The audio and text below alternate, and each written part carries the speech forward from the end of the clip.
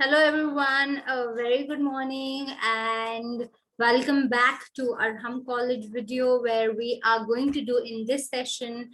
I am Miss Aisha Siddiqui and we are going to do in this session additional English special subject paper 2, wherein you all know we are referring to this book, and last that we did here was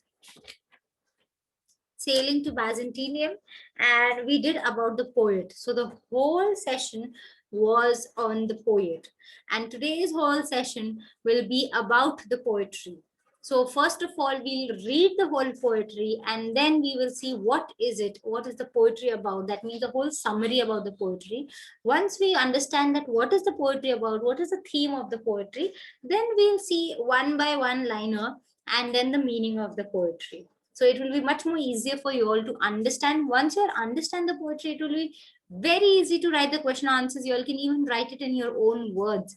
That is the reason more of studying, and studying is not that required, but more of listening and understanding the poetry is important. This poetry has a different language. So you should understand the language behind it, the deep thoughts behind it. Once you understand the thoughts behind the poetry, you will be able to write the answers in your own language. So I hope this is clear. Therefore, we'll start with the poetry, and now I'll just share my screen here so that, okay.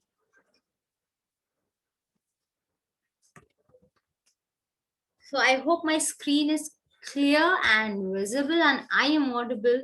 So let's start. First of all, I would like to read the whole poetry. Then I will show you a short video on which the poetry has been read in a very good manner. All right. So this is the poetry written by William Butler Yeats. We read about him and we learned a lot about his life in the last class. Let's start. Sailing to Byzantium by W.B. Yeats. He was born in 1865, lived till 1939. That is no country for old men, the young in one another's arms, birds in the trees, those dying generations at their song, the the salmon falls, the mackerel crowded seas, fish, flesh, or fowl, commend all summer long. Whatever is begotten, born, and dies, caught in that sensual music, all neglect. Monuments of an aging intellect. An aged man is but a paltry thing, the tattered coat upon a stick. Unless soul clap its hands and sing, and louder sing, for every tatter in its mortal dress. Nor is there singing school, but studying, monuments of its own magnificence. And therefore I have sailed the seas and come to the holy city of Byzantium. O sages standing in God's holy fire, as in the gold mosaic of a wall, come from the holy fire, burn in a gyre, and be the singing masters of my soul, consume my heart away, sick with desire, and fasten to a dying animal. It knows not what it is, and gather me into the artifice of eternity. Once out of nature, I shall never take my bodily form from any natural thing, but such a form as Grecian goldsmith make of hammered gold and gold enameling, to keep a drowsy emperor awake, or set upon a golden bot to sing to lords and ladies of Byzantium of what passed or passing or to come. So this is a great poem based on the city of Byzantine. So Byzantine is a very holy city known for the Christians, for the Muslims, for the Jews, right? So we'll be seeing about this poetry and we'll be listening it on YouTube. It's a very powerful story.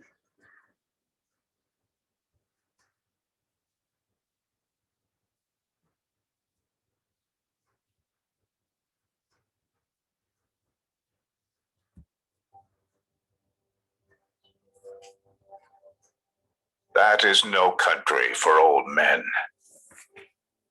The young, in one another's arms, birds in the trees, those dying generations at their song. The salmon falls, the mackerel crowded seas. Fish, flesh or fowl, commend all summer long. Whatever is begotten, born, and dies. Caught in that sensual music, all neglect. Monuments of unaging intellect. An aged man is but a paltry thing, a tattered coat upon a stick, unless soul clap its hands and sing, and louder sing, for every tatter in its mortal dress. Nor is there singing school, but studying monuments of its own magnificence.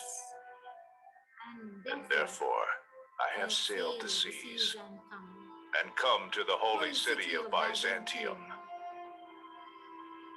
O sages standing in God's holy fire, as in the gold mosaic of a wall, come from the holy fire, burn in a gyre, and be the singing masters of my soul.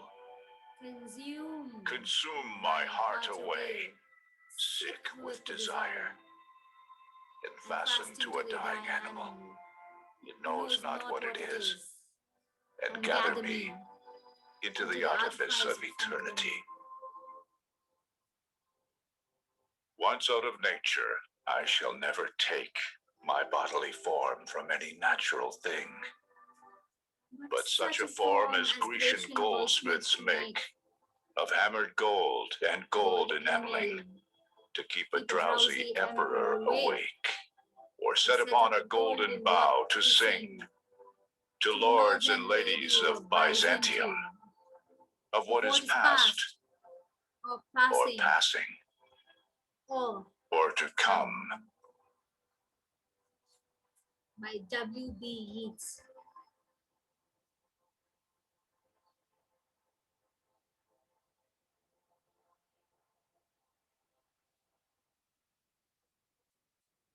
So I hope this poetry is really, really arousing our excitement to know about it, right? And it was really amazing to hear about it and know, right? We did not hear any of the poetry before like this, so it's a good thing to do it. All right. So yes, yes. See, I'll just share my screen back here, and we were here. I just told you that it is a very good thing that we did it online. We saw it. The way he also spoke out his poetry, right? So we should know how to read a poetry in the best form. So we can practice it with the help of that YouTube. You can go on YouTube, search for this full poetry, and try to say it the way he says it. You know, this will improve your English language as well. So come on, let's go to the summary part now and about the poem. So we'll just see what it is and what the poem is about. All right. Sailing to Byzantium by William Butler Yeats. Yeats' poems are continually referred in popular culture, including poem Sailing to Byzantium. So it's a very popular culture. Its first line, that no country for old men, was used for the title of Cormac McCarthy's popular novel No Country for Old Men, later adapted for the big screen. So even a movie was made on this only line. All right. W.B. Yeats' poets Sailing to Byzantium has been commented on several times by several critics. Giving his remarks on this poetry, John Unterrecher says the poem prepares the way for a whole group of comments on the passionate old man as a symbol for the tyranny of time. So at that time, actually, what happened, the old people, and they were all, they were removing, and there was a lot of torture going on, right? So like now it goes on in Syria, Palestine, and all. So that is the way went even long time back. So they're referring to that time. About the possible literary sources of this poem, the other critic says the poem itself embodies Blake's proposition that eternity is in love with the production of time.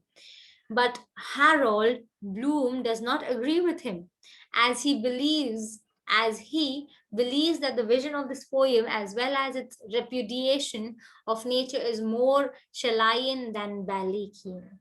So let's see now. Let's start sailing to Byzantium. You can see a poem analysis that we're going to do in this class. You can see a good picture of sailing actually shown. Now let's start with to explore about the poetry. If you see, this is the link that I'm referring to. Even you all can come to this link and have a whole structure of the whole poetry. This will help you in question answers. This will help you in understanding the poetry much more. So I'll just click on summary. Okay, so let's see what is the summary of this poetry.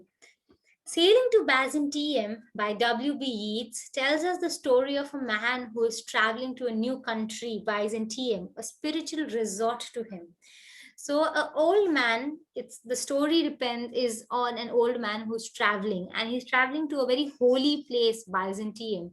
Why it is known as why it is known as a spiritual resort? So we go to resorts. Why do we go to resorts? We go so that we are, tension free from all the work. We are going there in order to relax, have a calm day after a lot of work and all. So sometimes we go to spiritual visits. We go to, temples and mosques. Maybe we go for very far travel to a place so that we are spiritually washed. We go to Ganga, then we go to many more places like that. Let it be for Hinduism, Christians, Muslims, Jews. There are many places of holy places known, right, in all the cultures and all the traditions. Similarly, for this tradition, a very spiritual resort is known as Byzantine. It's a place of it's a holy place known for its spirituality, right? Byzantium was an ancient Greek colony later named Constantinople. So what is Byzantium? It is a very ancient name. It is not today's name. Today the same place is named as Constantinople. All right. So which is situated where Istanbul, Turkey now stands. So where is this Constantinople? It is in Turkey, also known as Istanbul. All right. While the speaker does take an actual journey to Byzantium, the reader can interpret this journey as a metaphorical one. Why it is known as that? Because it is a very spiritual place. Too many things we're going to learn from this place. Perhaps representing the journey of the artist. So the artist who has written this poetry, that is the author himself, is traveling to Byzantine and he's written on it. In the poem, the speaker feels the country in which he resides is no place for the old. It is only welcoming to the young and promising. So he's saying that this place is not for the old people, it's only for the youngsters and for the promising ones. That means the ones who want to work hard, who wants to do something, and not for the ones to rest. That is for the old people. The speaker thus decides to travel to Byzantium and later to eternity. That means he finally wants to go to this holy place and finally die later on, where age is not an issue and he will be able to transcend his physical life. Now, the place where he was living, they're saying that old ones are not welcomed there, and only the young ones are allowed to stay there so that they work and achieve some things and goals in life, and the old generation is of no use. Therefore, he wants to travel to a holy place of Byzantine where he'll be welcomed and he can stay his rest of his life, finally die later on. Let's see what is the meaning of this. The speaker in Sailing of Byzantium wishes to sail and go to an imaginary world or an imaginary country, the holy place. There, there the artist, almost impersonal, manages to reflect this vision of a whole people. All right, this country had a culture so integrated as to produce art that could have the impact of a single image. Now, this place, Byzantium, is actually a very, very beautiful country. Constantinople, very beautiful, very holy, and a lot of traditions and a lot of art, and a lot of traditions have come from this place. The world that the poet wants to leave to sail to Byzantium is transfixed by a sensual music of its singing birds, which is represented by decaying, multitudinous bodies. That means he's saying that I want to leave the whole world behind, all these things and life and music, everything behind, and go to a holy place. These dying generations of the world's birds sing songs to the body, songs which distract all the people from the contemplation of monuments of unaging intellect. Those also can justify an old man's existence and cannot be produced in modern chaotic times. Now, he's saying that all this music that the new generation is making, like we can say our today's music, it's so fast with rap and all in it, right? If you hear the old music, very simple, very sweet, very soothing, and not the da da da, right? So, therefore, the old people feel like they are just gone, they're gone behind, right? That is the way they feel that they're gone behind with with the music and the chaotic times, and they feel that now we are not of this generation, right? Now let's see the structure of this poetry. The poem is broken into four stanzas, so we have to understand how the poetry is set so that later on we can understand the meaning of the poetry. All right, the poem is broken into four stanzas, each containing 8 lines. There is a set of rhyme scheme. So all the poetry has a rhyme scheme. What are stanzas? You can say small paragraphs. So it is broken into 4 paragraphs. So if you see here, the first paragraph, it is named as 1 to Roman number 1, 2, 3, 4, right? And it has 4 full stanzas and all, and there is a specific rhyme scheme throughout the poem. If you see, it is A B A B A B C C. All right, so you can mark it and keep it A B A B A B and C C. Each wrote the poem in iambic pentameter, and there is a rhyming couplet. So there is couplets of rhymes at the end of each stanza. So if you can see rhyming couplet, neglect intellect. All right, then you can see gather me eternity. All right, fire Gaia, wall soul. Then you see em, enameling sing. All right, so these are couplets, rhyming couplets that are in your poetry. Such a rhyming scheme of stanzas is known as Ottava rima. As the poem is an iambic pentameter, it means that there are a total of 5 iambs, okay, in a line. The stress falls on the second syllable in each foot. So the way he reads it, you all will understand this much more. Hence, giving the rhythm of the poem an uplifting notch. So it's more of a energetic one. Besides, the poet's journey to Byzantium is also an elevating step towards eternity. That means he finally wants to die after this, right? So it's a step. It's a step to eternity. The sing-song like structure makes the mood of a poem optimism. So with the music, with the help of the sing-song music, we get the um, poetic effect. Though the poet touches on the negatives of the worldly life, still, even if this poetry is showing all the negativity of the worldly life, it is showing the smoothness and the rest of the eternal life as well. All right. Let's lastly see the literary devices.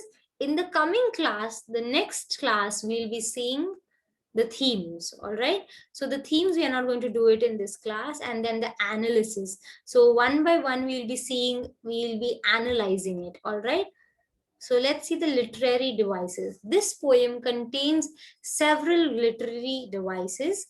The title of the poem, Sailing to Byzantium, is a reference to the metaphorical journey of an old man toward the center of classicism. The center of classicism is Byzantium, the holy place. Besides, Byzantium is known for its art, for its ancient Byzantium. Apart from that, the poem begins with a light thought. There is an alliteration in the phrase fish, flesh, or fowl. So it's the fourth line or the fifth line of the poem where you can see fish, flesh, or fowl.